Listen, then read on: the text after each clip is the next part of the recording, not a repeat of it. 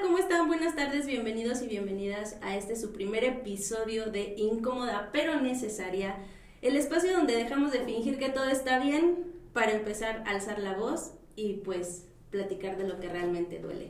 Para este primer episodio me acompaña una mujer que es realmente humana, aparte de que es una profesional en toda la extensión de la palabra. Es doctora en psicología, maestra en administración del factor humano, especialista en neuropsicología, psicofarmacología y psicotrauma. Es doctora en psicología con especialidad en salud, además de ser la CEO en el Centro de Atención Psicológica Bastida y Consultores. Obviamente, nuestra perita en psicología forense, certificada a nivel nacional, colaboradora en organismos estatales, federales e internacionales e impulsora de investigaciones en violencia de género, pues es una mujer que más allá de su currículum tiene una misión muy clara, que ejerce su profesión con ética y amor al ser humano.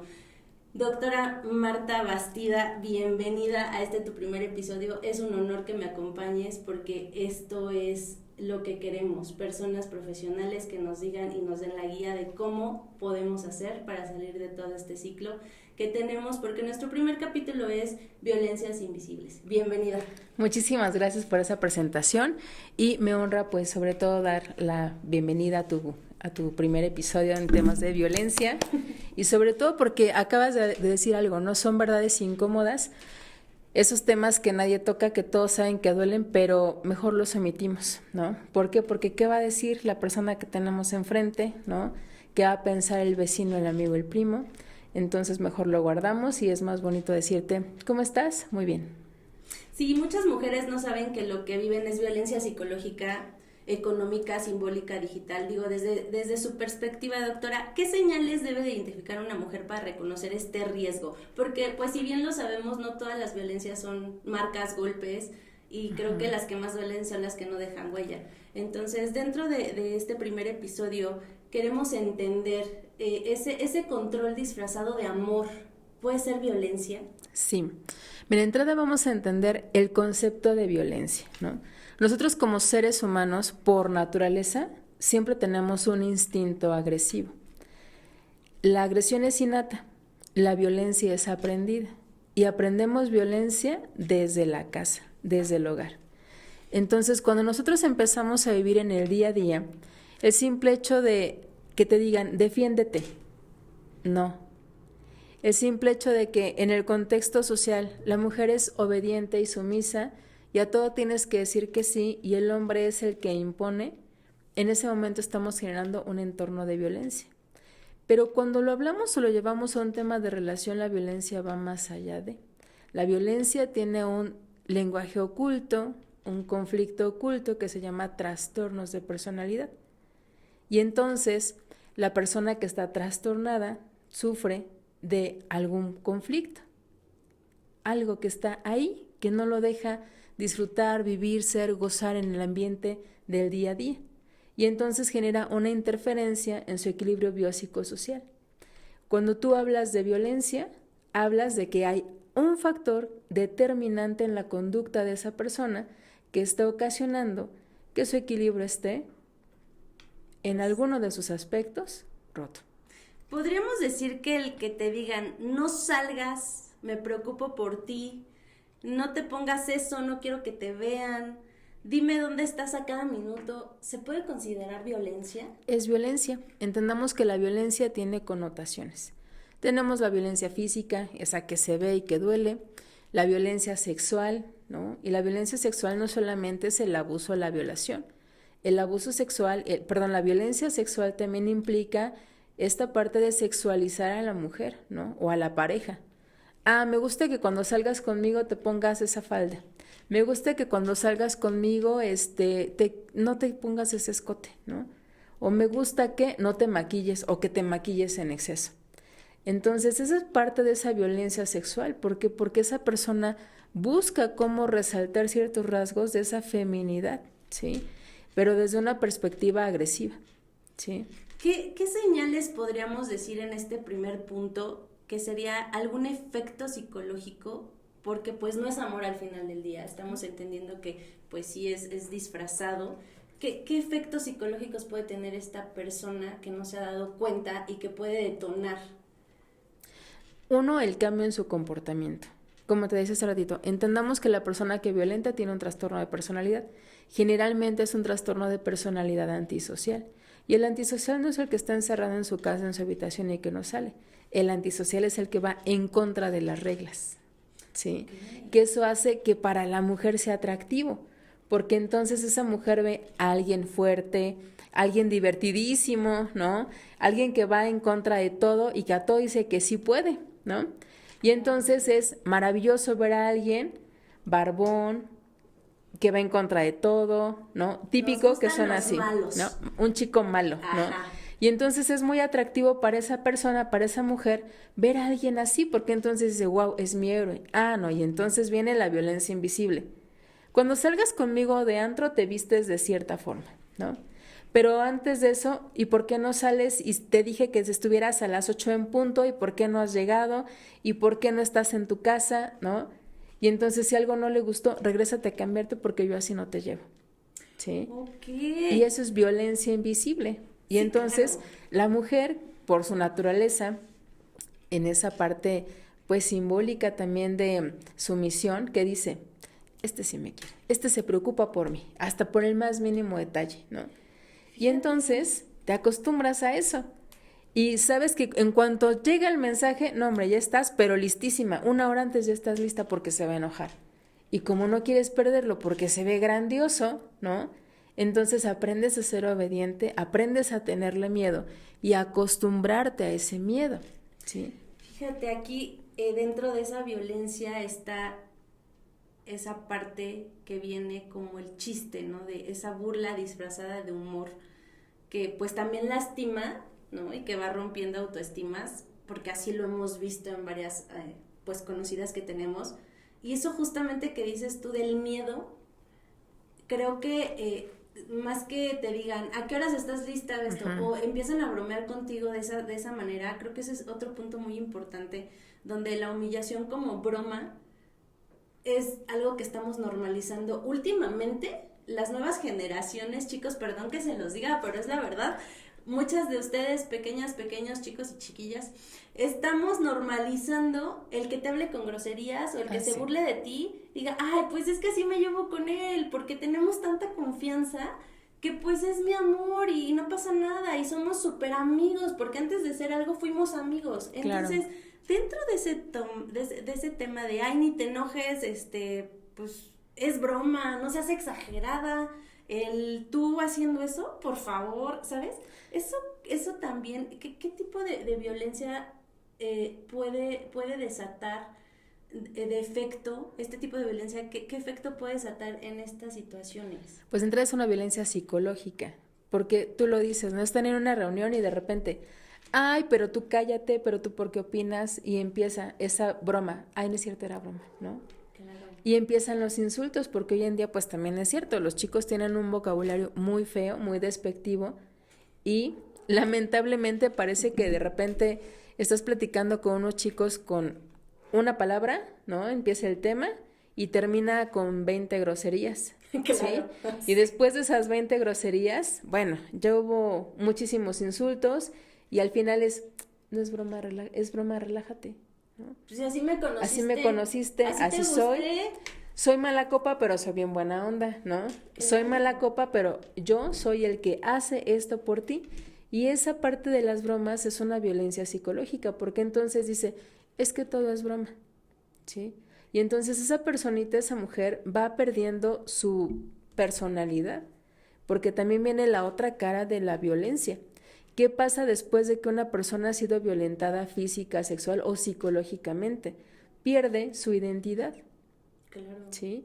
Y al perder su identidad no se reconoce, no tiene habilidades, no se desarrolla prácticamente en ningún aspecto de su vida y siente que todo lo que hace, ella es una buena para nada, es una tonta.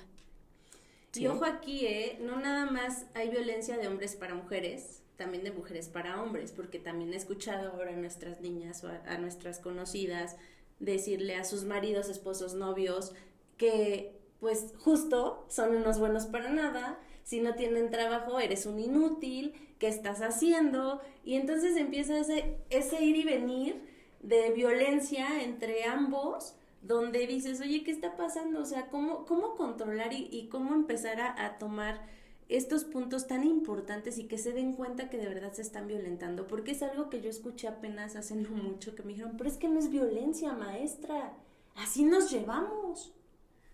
¿Perdón? ¿Cómo? ¿Es en serio? O sea, señores, señoras, niños, niñas, sí es violencia. Sí. La violencia, justamente hoy también tenemos un falso empoderamiento femenino. ¿Por qué? El empoderamiento no es quién puede más. Ese es el falso empoderamiento.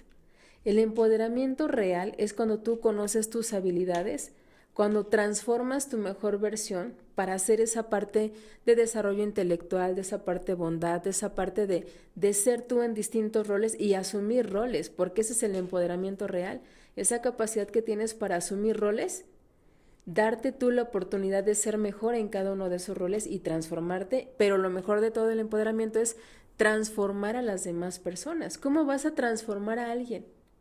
Claro. ¿Sí? Porque ese es el objetivo de una relación de pareja. Yo estoy contigo no por violentarte, no por traerte como un trofeo.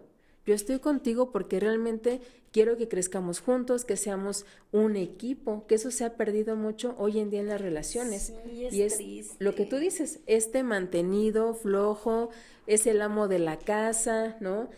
Bueno para nada, ¿sí? En ese falso empoderamiento se han perdido los roles. Y los roles, la pérdida de un rol conlleva a un cuadro de violencia física, social, psicológica. Y creo que dentro de ese tema que tú comentas, hay algo bien importante que nos hemos dado cuenta nosotras como expertas en estos temas, que es la manipulación emocional constante. Y creo que es la más peligrosa, porque te hace dudar de tu propia realidad, ¿sabes? Sí. O sea, dices, híjole, no estoy bien, entonces él tiene razón o ella tiene razón. No sé, el chantaje emocional, el victimizar al agresor, que ya está súper visto y ahora ya es bien visible y bien obvio, la culpabilización constante de, no, es que fue mi culpa, él no tiene la culpa de nada, fue mi culpa porque pues yo lo provoqué, ¿no? Uh-huh. Y ahora también el romper límites y luego pedir perdón, o sea, nos violentamos y luego es, ay, no, discúlpame, Martita, no fue mi intención, yo te amo. ¿Cómo? Creo que esa es la más peligrosa, sí, que yo hasta ahorita he visto. ¿Tú qué opinas? Y la típica frase, es que no sabía lo que hacía porque me perdí, me fui de mí, o sea, no era yo, eso que viste no era yo, me transformaste porque tú lo provocaste. Fíjate que dentro del encuadre de la violencia hay algo que también se conoce como codependencia. La codependencia pues también conlleva a que tanto la víctima como el victimario sean permisivos. Pero detrás de esa codependencia hay factores interesantes. El primero, pues, es la negación. Él no tuvo la culpa, ¿sí? O ella no tuvo la culpa. Yo provoqué todo. La justificación es, yo lo provoqué.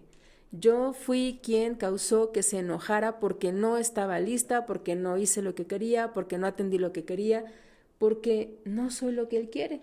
Y entonces tengo que esforzarme más todavía para darle lo que él quiere. ¿Sí? O lo que ella quiere. Y entonces ahí tenemos ese segundo punto. Otro punto que es la justificación. Tercer punto, la falta de identidad. ¿Sí? Cuando ese hombre, esa mujer que son agresores por naturaleza, no traen bien trabajada su identidad, ¿sí? Nunca desarrollaron una identidad. ¿Por qué? Porque resulta que cuando tuvieron 12, 13 años, que es la etapa donde se desarrolla y se fortalece la identidad también, de los 9 a los 15, 16 años, fue violentada esa identidad. ¿Por qué? Porque había un padre agresor, una madre agresora. Sí. Entonces, ¿qué pasa? Ese padre es de, tú cállate, tú no puedes, tú no debes y tú no opines. Sí. Y si el padre es alcohólico, es adicto o es desobligado, porque también viene esa parte, la falta del compromiso, la falta del rol, ese padre desobligado, ¿qué hace? Hazle como yo, vas a encontrarte una mujer que te mantenga, ¿no? O me voy, me desaparezco y que le hagan como puedan. Exacto, y entonces vemos tantos casos hoy en día en los juzgados donde es muy fácil decir, ¿qué crees? Yo tengo una profesión, tengo una maestría, un doctorado, pero soy desempleado, juez, ¿no? Y entonces mi máxima de pensión son 600 pesos a la semana porque no me da para más, no, o al mes. Sí te va bien. Y eso sí te va bien. A la quincena, 700 pesos para 2 hijos. Exacto, ¿sí? Entonces, ven además cómo conlleva todo esto la falta de identidad.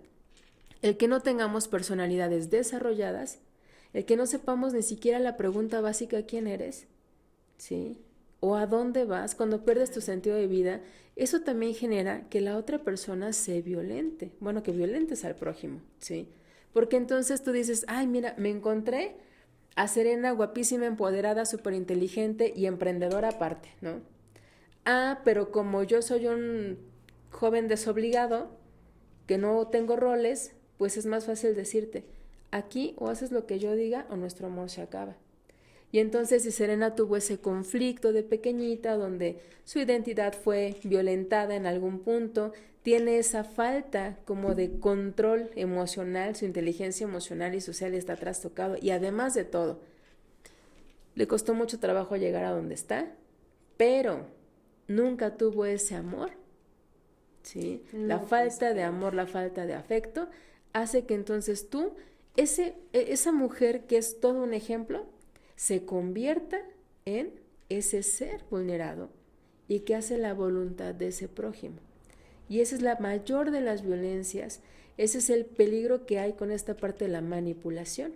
El chantaje total. El chantaje emocional, pero ese chantaje emocional es generado por la misma víctima, porque la víctima no sabe esto que tú y yo ya platicamos ahorita. Claro. Para la víctima eso es algo normal, ¿no?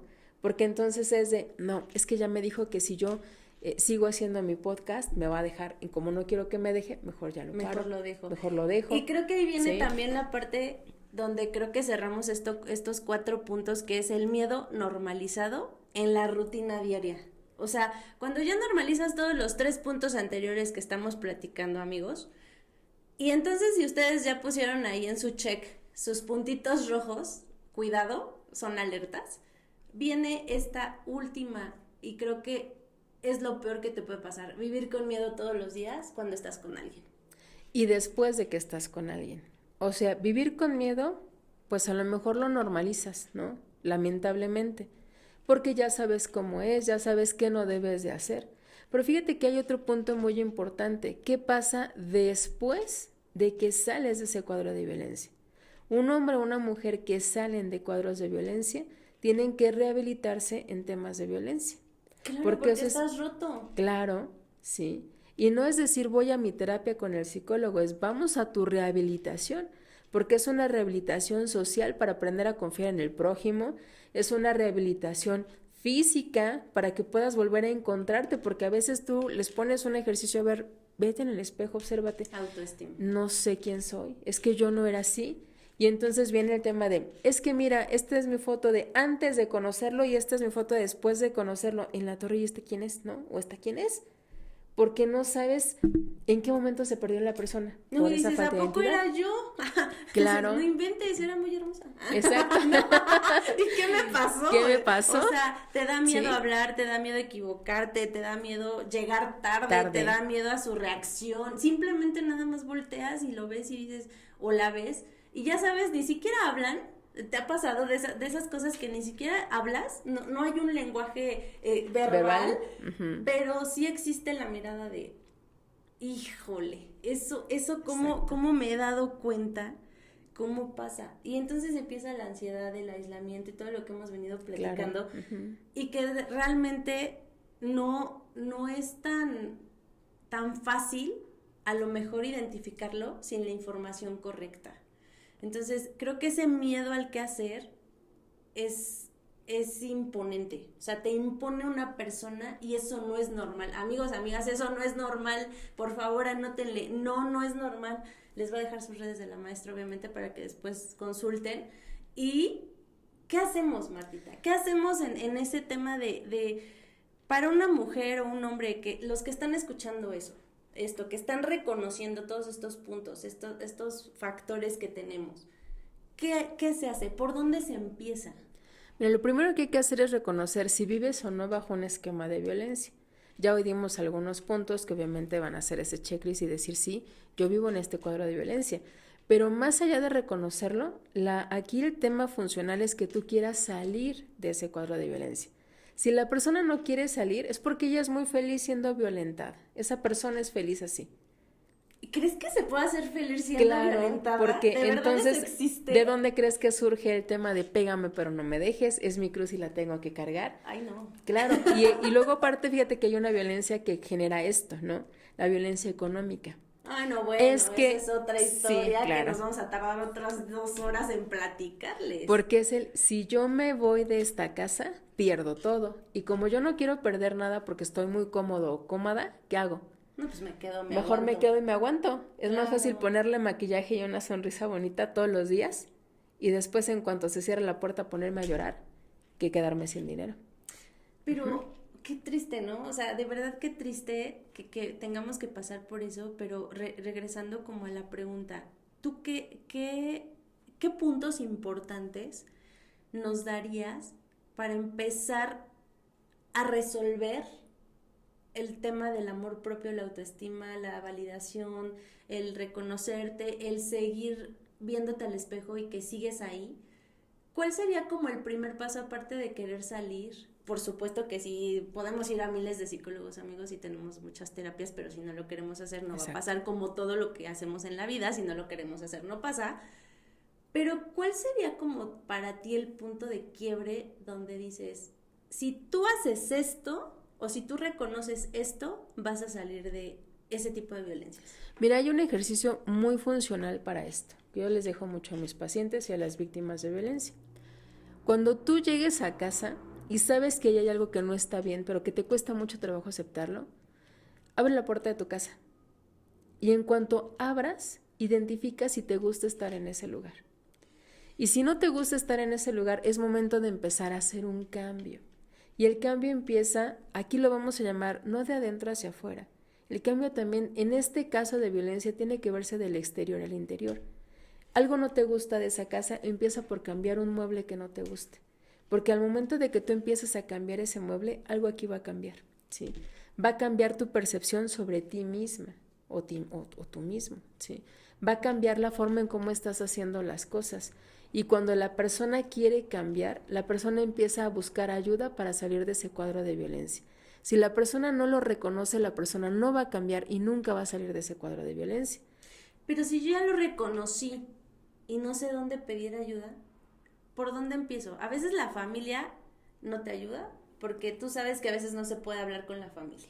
O no tenemos, o no es cercana, o vivimos en otro país, o estamos en otro estado, o no tenemos comunicación, porque también cuando las personas son violentadas se aíslan, como ya bien lo dijimos, y entonces empezamos a generar ese tipo de situaciones donde no tenemos contacto con las personas más cercanas a nosotros. ¿Cómo pedimos ayuda? Pero aquí va otro tema antes de eso, el miedo a que te juzguen. ¿Cómo crees que tú vas a estar pasando por eso tan lindo o linda que se ven? ¿Sí? Bueno, sí. Entonces, por eso a la familia y a tu círculo más cercano jamás le vas a pedir ayuda. No, cuando te enojas, ¿no? ¿De qué le hiciste? Claro, es por tu culpa. Claro. Entonces, lo primero que hay que hacer, si tú quieres encontrar esta parte de ayuda, pues escríbete una carta a ti, sincérate contigo, para que tú empieces a reconocer esos puntos que hacen falta contigo. ¿Qué es lo que tú quieres cambiar? Y una vez que tú empieces a hacer esa carta, ¿qué vas a encontrar? A tu ser. Y entonces vas a empezar a empoderarte porque ya te vas a reconocer y en esa carta háblate no de lo bonito, háblate de tus culpas, háblate de lo que tú te reprochas, de lo que tú te enojas, de lo que te da pena, que te da vergüenza, ¿sí? De lo que tienes duda. Háblate de aquello que no te perdonas, ¿sí? Y háblate, claro, de aquello donde tú dices, siento que me fallé, ¿sí? Y empieza por hacer esa introspección para que puedas realmente buscar ayuda. Porque entonces, ¿qué pasa? Lo que pasa con muchas mujeres o muchos hombres. Voy y te cuento el mismo problema todos los días y así me la paso años. Pero no solucionas nada. Porque entonces, ¿qué pasa?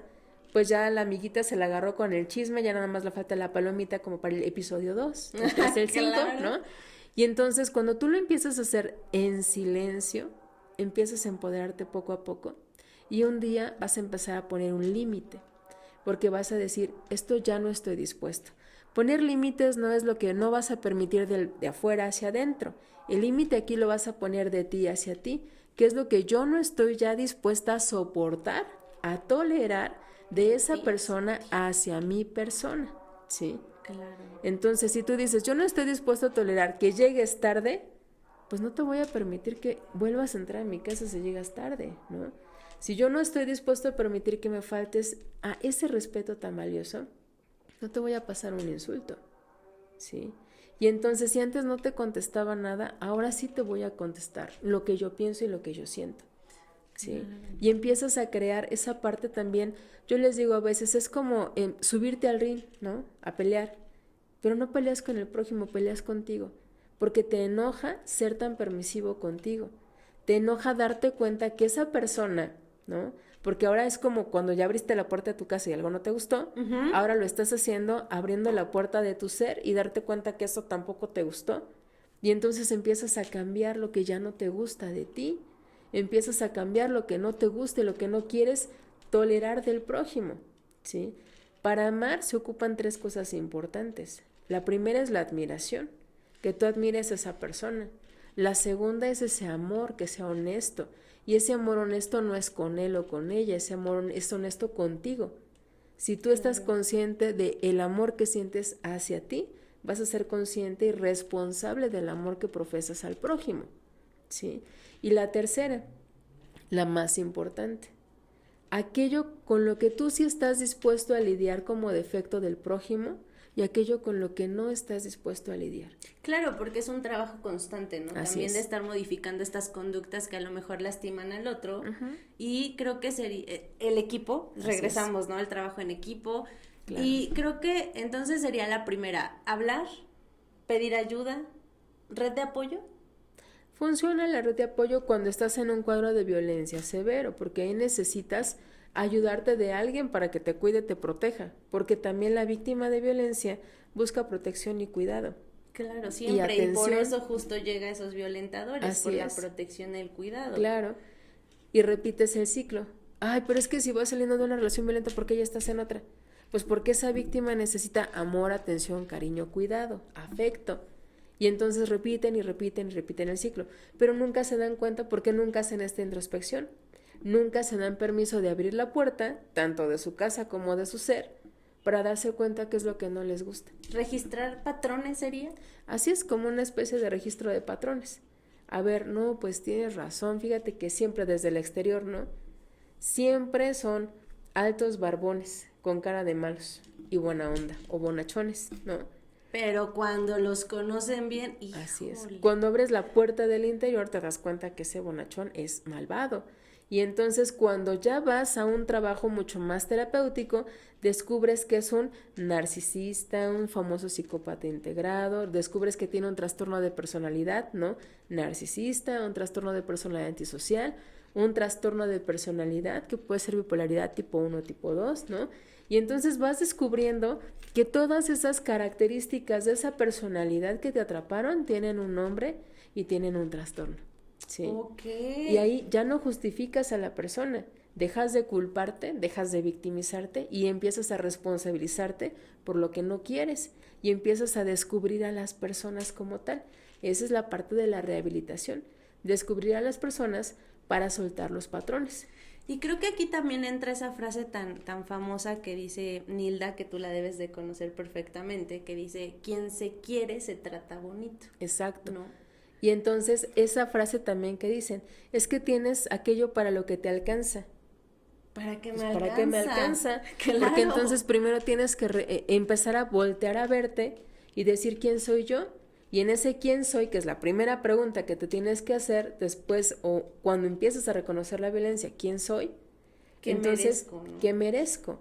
Y entonces es esa frase que dices. Es como Trátate cuando bonito. te regalas algo y dices, pues me lo regalo porque me caigo súper bien. Y porque me lo merezco y porque puedo, ¿no? Claro. Lo mismo es en estas relaciones cuando Así ya es. no quieres permitir ese tipo de violencias. Y bueno, todos queremos saber algo, porque he estado haciendo una encuesta antes de que vinieras a nuestro primer episodio. Y queremos saber, ¿La doctora Marta Bastida ha sufrido de violencias invisibles? Todos hemos sufrido de violencias invisibles, o sea, esa pregunta, o sea, quien te diga que no está mintiendo, eso es mentira. Todos hemos vivido violencias invisibles. ¿Y cómo lo lleva a la práctica la doctora Marta, todo lo que nos acaba de decir, para que esté en este tema de sanación, de ser, de no permitir? ¿En qué momento la doctora poderosa, esa mujer empoderada, decide, ahora que sabemos que sí fue así, decir no más? Claro que cuando tú eres un ser humano común, como cualquier otro ser humano, conoces y te enamoras y conoces a la persona maravillosa y ese famoso love bombing, ¿no? Que está ahí, que no, sí, padrísimo, nos llevan súper bien, maravilloso, bla, bla, bla, ¿no? Y de repente empieza ese control, porque obviamente de este lado, el que tú te defiendas desde tu empoderamiento choca con esa parte masculina, ¿sí? Porque aquí hay otro punto muy importante que se llama complejo de inferioridad. Ay, no, bueno, eso sí existe. Entonces, claro, y tanto hombres como mujeres de repente lo vivimos. Entonces tú puedes decir, yo conozco a la Pati humana, ¿no? Y dices, no, hombre, maravilloso ser humano, ¿no? Pero conoces a la Pati empoderada, la Pati que trabaja, la Pati que es exigente, la Pati que es súper obsesiva con su trabajo, ¿no? Y entonces dices, híjole, no, pues es que yo estoy así chiquito, porque yo no soy nada de eso. Profesionalmente yo no soy eso. Profesionalmente ella tiene una meta y una aspiración, yo no. Y entonces eso empieza a hacer que esa violencia se viva mucho más. Oye, a esa me la aplicaron y aquí se las voy a decir, ¿no? Esa violencia, anótenle, el tipo de, elige, o tu trabajo o yo. No, pues mi trabajo. Pues su trabajo. Si alguien la conoce, obvio que iba a contestar su trabajo. Mi trabajo. Y entonces, el que sigue, ¿no? Y entonces, el que te pongan en esa prueba, esa violencia invisible, que alguien te ponga a elegir, o sea, jamás vas a ponerte a competir con el trabajo de alguien por el amor de alguien y la atención de alguien. Pues no, porque es tu pasión. Claro. O sea, es otro tipo de amor. Sí, amamos a nuestros esposos, a nuestros novios, a nuestras parejas, pero en lo que tú haces todos los días también te da esa seguridad y lo haces porque lo amas. Claro, y entonces vas conociendo, ¿no? Vas experimentando y dices, no, yo no vuelvo a encontrarme a alguien que me ponga a decidir entre esa persona o mi trabajo, o sea, jamás en la vida. Y entonces ahí está lo que te decía hace ratito, el desapego. Te puede doler, pero hay algo que te va a dejar más, ¿no? Porque si esa persona no es capaz de ubicarse en una realidad, en una posición que él es una persona que es tu acompañamiento sentimental, que emocional, no pareja, exactamente, entonces no te garantiza que va a estar los próximos 20 años de tu vida a tu lado, porque en el momento que se sienta acomplejado, te va a dejar. Sí. Ay, amigos, pues esto está muy interesante. Ya vieron cómo las mujeres poderosas también tenemos que tomar decisiones muy complicadas, pero creo que esta parte de la experiencia y que aparte seas congruente con lo que dices, lo que haces y lo que piensas, es muy importante. Por eso yo le preguntaba a la doctora, ¿cómo es que vives esa parte y cómo lo solucionaste? Pues ya vieron, desapego, decisión, amor propio, empatía, propósito, conócete.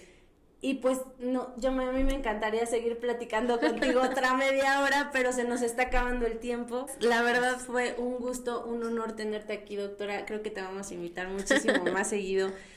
Pues amigos, las violencias invisibles sí no se ven, pero tú sí las ves todos los días. Entonces creo que ya nos dejaron una guía completa de cómo podemos ir desenmarañando toda esta bola que tenemos los que están sufriendo por ese tipo de violencia, que ya vieron que de una se salen todas las demás, y pues eso ya es un acto de valentía, el darte cuenta, el reconocerlo, creo que es importante. No estás sola, no estás solo, no estás exagerando, eso es importante que lo sepas, no mereces más que respeto, paz y dignidad. Y pues nada, espero que el próximo episodio tengamos un poquito más de información de todo lo que se está viendo aquí. Muchísimas gracias, doctora, es un gusto como siempre y pues hasta luego. Incómoda pero necesaria, no dejen de escucharlo. Bye bye.